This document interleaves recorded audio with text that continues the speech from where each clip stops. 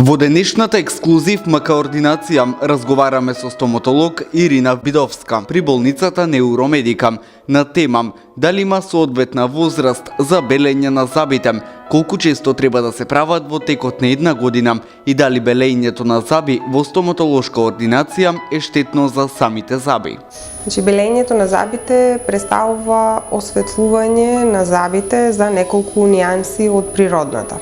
Тоа се прави со средства кои што во својот состав содржат хидроген пероксид и најдобро е да се прави во стоматолошка ординација, односно тоа да го направи стоматолог.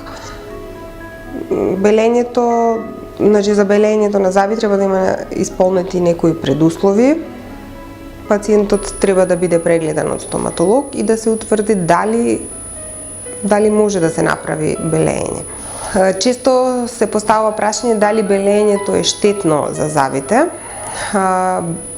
Белењето може да предизвика оштетување и осетливост на забите, односно осетливоста и болката после белењето е една од најчестите несакани појави.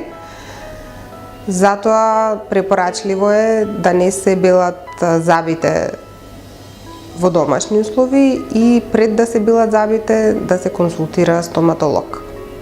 Честото белење на забите може да доведе до порозност на глеките на забите и како процес е реверзибилен, односно после 6 месеци до година дена, бојата се враќа, природната боја на забот повторно се враќа, еднаш не е доволно да се белат забите.